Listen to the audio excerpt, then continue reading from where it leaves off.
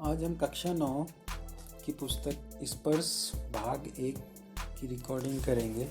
इसका पहला अध्याय है धूल और इसके लेखक हैं श्री रामविलास शर्मा, जिनका जन्म 1912 में हुआ और जो कि 2000 तक रहे।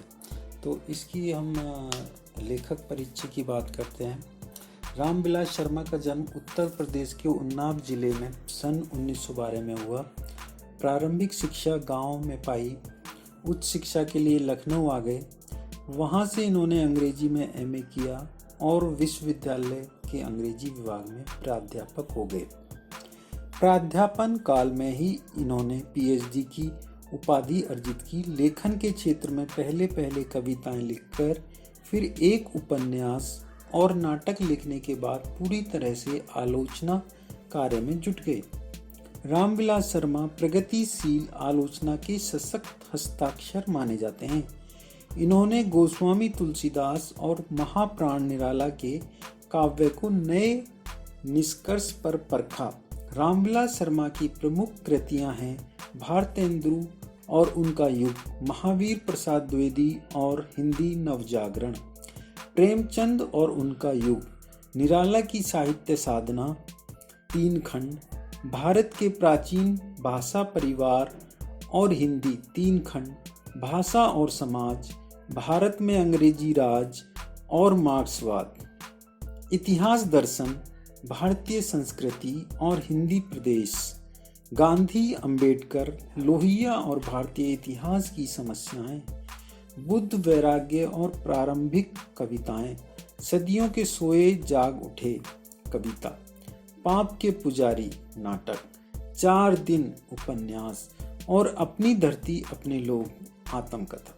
रामविलास शर्मा को साहित्य अकादमी, व्यास सम्मान, शलाका सम्मान आदि से सम्मानित किया गया। इन्होंने पुरस्कार स्वरूप मिली राशि साक्षरता प्रसार हेतु दान कर दी। कई मुहावरों, लोकोक्तियों, देश शब्दों और अन्य रचनाकारों की रचनाओं के उद्धरणों से ली गई सूक्तियों तथा पंक्तियों से ओतप्रोत इस पाठ में लेखक ने धूल की महिमा और महात्म्य, उपलब्धता और उपयोगिता का बखान किया है। अपनी किशोर और युवावस्था में पहलवानी के शौकीन रहे डॉक्टर शर्मा अपने इस पाठ के बहाने पाठकों को अखाड़ों, गांवों और शहरों के जीवन जगत की भी सैर कराते हैं। साथ ही धूल के नन्हे कणों के वर्णन से देश प्रेम तक का पाठ पढ़ाने से नहीं चूकते। इस पाठ को पढ़ने के बाद पाठक धूल को यूं ही धूल में न उड़ा सकेगा। तो चलिए शुरू करते हैं पाठ धूल। हिंदी कविता की सबसे सुंदर पंक्तियों में से एक यह है, जिसके कारण धूल भरे हीरे कहलाए। हीरे के प्रेमी तो शायद उसे साफ सुथरा, खरादा हुआ, आंखों में चकाचौंध पैदा करता हुआ देखना पसंद करेंगे, परंतु हीरे से भी कीमती जिस नयन तारे का जिक्र इस पंक्ति में किया गया है वह धूल भरा ही अच्छा लगता है। जिसका बचपन गांव के गलियारों की धूल में बीता हो वह इस धूल के बिना किसी शिशु की कल्पना कर ही नहीं सकता।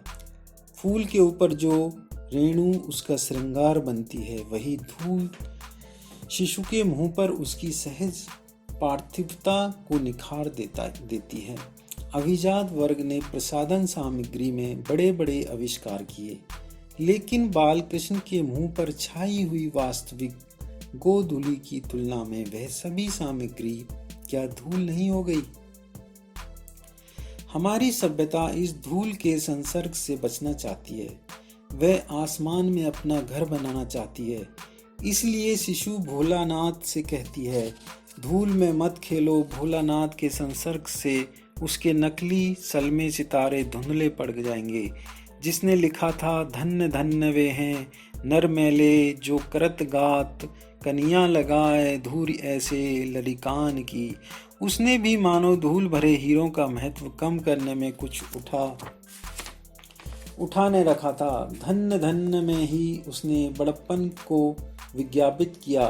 फिर मैले शब्द से अपनी हीन भावना भी व्यंजित कर दी। अंत में ऐसे लरिकान कहकर उसने भेद बुद्धि का परिचय भी दे दिया। वह हीरों का प्रेमी, धूल भरे हीरों का नहीं, शिशु भोलानाथ के संसर्ग से तो मैले जो करत गात की नौबत आई। अखाड़े की मिट्टी में सनी हुई देह से तो कहीं उबकाई ही आने लगे।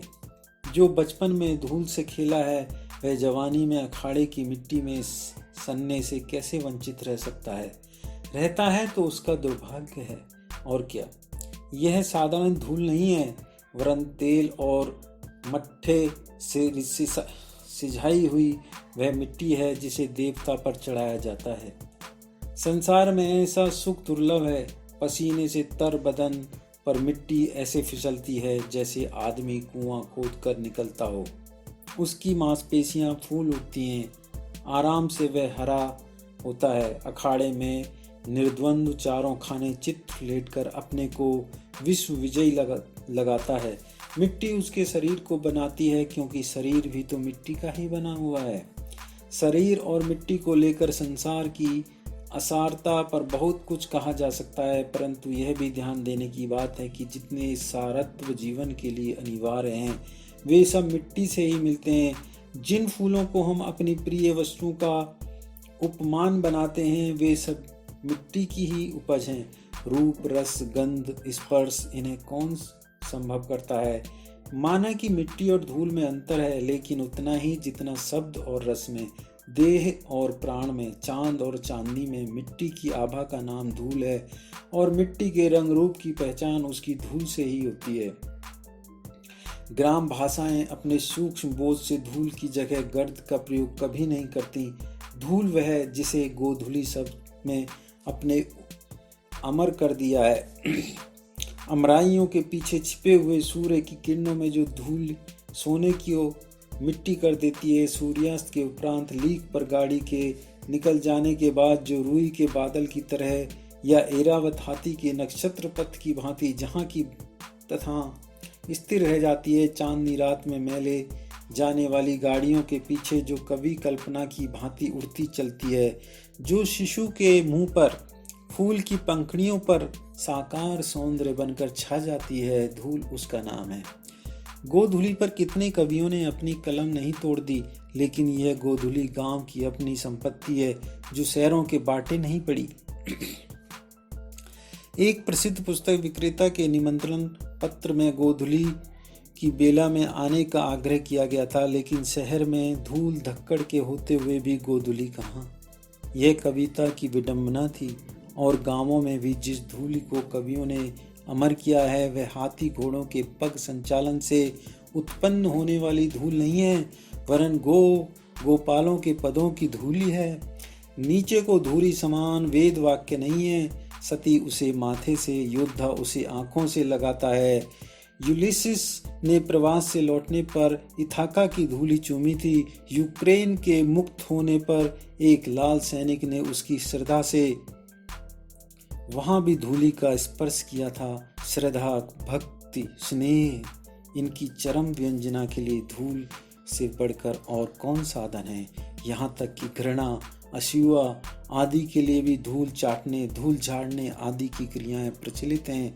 धूल, धूल, धूल, धूल आदि की व्यंजनाएं अलग अलग हैं। धूल जीवन की यथार्थवादी गद्य, धूल उसकी कविता है। धूल छायावादी दर्शन है जिसकी वास्तविकता संदिग्ध है, और धूल लोक संस्कृति का नवीन जागरण है। इन सब का रंग एक ही है, रूप में भिन्नता जो भी हो, मिट्टी काली, पीली, लाल तरह तरह की होती है, लेकिन धूल कहते ही शरद के धुले उजले बादलों का स्वर्ण हो जाता है। धूल के लिए श्वेत नाम का विशेषण अनावश्यक है, वह उसका सहज रंग है। हमारी देशभक्ति धूल को माथे से न लगाए तो कम से कम उस पर पैर तो रखे।